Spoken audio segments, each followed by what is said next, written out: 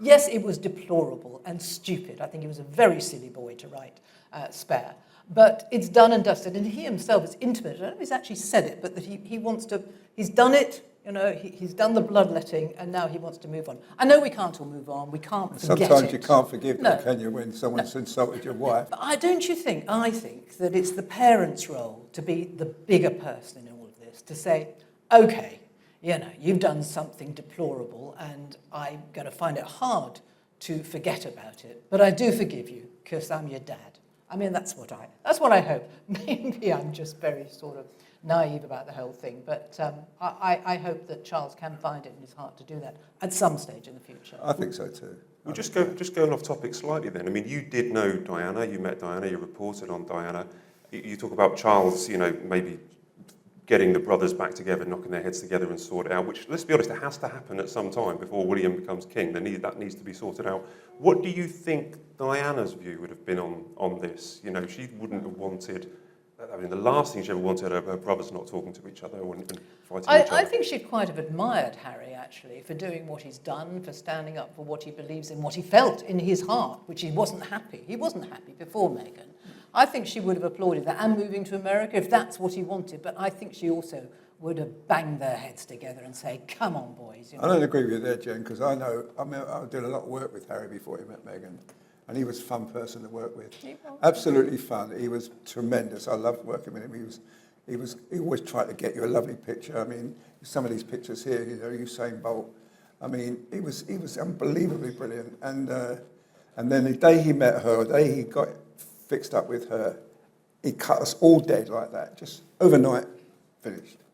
And I can only blame her. Look, you know, she's not talking to her family, and now he's not talking to his family.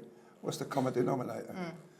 I agree on that. Out, you know. But in his own words, he wasn't happy in that role. He found public appearances incredibly difficult. He'll come out in a sweat, in panic attacks. Well, I never saw him. I know, but that's what he's told us. I know, but that's what he said in the book. A lot of other things he said in the book, which was not very nice as well. And I just love working with him. I promise you. I went to Jamaica with him once. He was dancing with the girls in the bars. He was fantastic. And at the end of every tour, I'm telling you, we'd go to a bar. And Harry would come in, and we'd all the journalists and the photographers, and we'd sit and we'd have a drink, and he'd have a laugh, and he'd say, I didn't like that story, but I love that picture. And at the end of it all, we'd pay the bill, and he would go, and we'd all left feeling good about it. And that's how he was. And that always happened, wherever we were in America or in Australia, New Zealand, anywhere, he did that. And I tell you what, he was some star, and I love working with him. Pick him every day, but now I'm not so sure. We've seen Harry recently, as you mentioned, World Child in New York. He was really mixing with world leaders. He was mixing with people from the UN. He was mixing with people connected with many of the charities that he works with, organisations like Travelist. Now in Lesotho, is there a danger? I need to ask you two. Is there a danger that not this audience who are really plugged into what the royal family do? But is there a danger that people will see Harry so visible over the last 10 days if he continues on that kind of role and assume that he has this royal role, that he's representing the UK? Because he's been very visible in the last couple of weeks, doing some, getting a lot of jobs, getting a lot of coverage.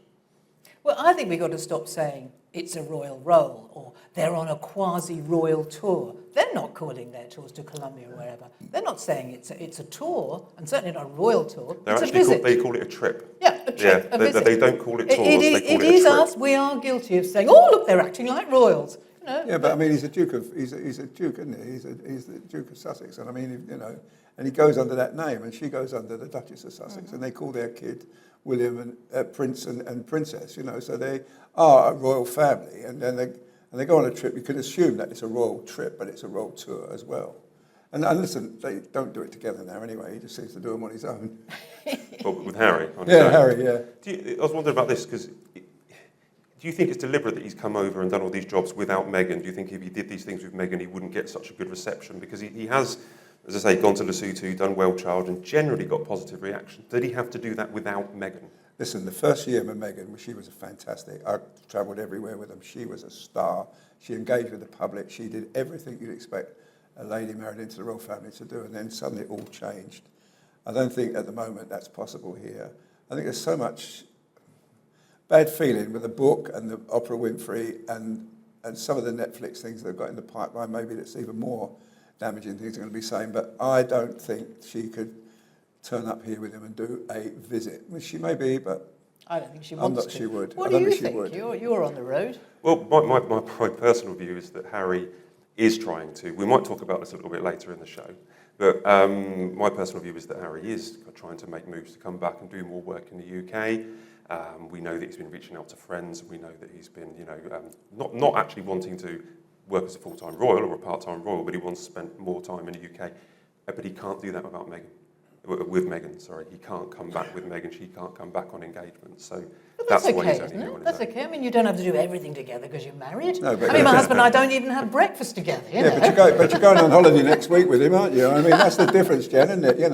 You might not have breakfast with him but that's not the way it is. I mean, Camilla's with Charles on jobs, and Catherine, when she gets fit, she's with William on jobs.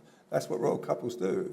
One does one thing in one part of the world and another part. Now you can think, well, maybe they're not as cool as they were, but who knows? We don't know. Only two people know. That's them. Yeah. You're right there, Arthur, because both the Queen and the King and William and Catherine, they present themselves as a team. I know William and Catherine haven't recently because Princess Wales has been unwell, but they present them as a team. Harry hasn't been presenting himself as a team in the last couple of weeks. That's the point I'm trying to make. Yeah, well, the Duchess of Edinburgh, Sophie, I mean, she goes on lots of solo royal tours. Yeah. We're not suddenly trying to say their marriage is in trouble, are we? Well, look what places she goes to, I think we should just stop trying to poke holes in a marriage which I have no idea, but I hope and it looks pretty happy. Well, that's a real shame, Jenny, because we've got a whole big topic on that later. All right? Now, I'm a romantic at heart, that's the trouble. So this show's been running since about February, and me and Arthur will be going to Australia for the King and Queen's tour. Arthur and I. Arthur and I. Thank you very much, Jenny. You can hang around with me more often. That's a BBC quote. And we will be hopefully presenting a show every day. Yeah, we're going to try and do a show every evening at the end of each day, yeah. And filling in everything that the King and the Queen have been up to and everything in between and what we've been up to as well. Yeah, of course, yeah. Well, not too much about what we're up to. But So I want to talk about Australia. You guys have been to Australia. I don't want to go back how many years. You can tell me how many times you've been to Australia. I've been 30 times, yeah. 30 times. And this is my 31st next Thursday. I'll be getting on that plane, and who knows when you go. But I mean, I love that country. I've had some great tours there, and the best tour ever was with Charles and Diana in '83, where we were there for 5.5 weeks. And it was a fantastic tour. And people will say, I don't think Charles ever loved Diana. They couldn't keep their hands off each other on that trip. Everywhere we went, they were just all over each other. And I just absolutely loved it. And I've done a documentary on that recently, which is going to be shown in Australia next week when we're there. And I told them how it was. A lot of people said Diana was miserable on that tour, but absolutely she was fantastic. And the crowds were huge, like Brisbane. Couldn't get any more people into Brisbane, the Opera House in Sydney. Absolutely rammed. And that was a great tour. And I've done many with the Queen and Prince Andrew, Fergie. One year I went 3 times in 1 year. I mean, it was just, it's an amazing country. And the royals, I think the Australians have got have this sort of indifferent view about, we're not bothered, but they all turn up to watch. And I mean, the last Queen's tour in 2011, there was thousands turned up. People were like fainting, been waiting so long to see the Queen. So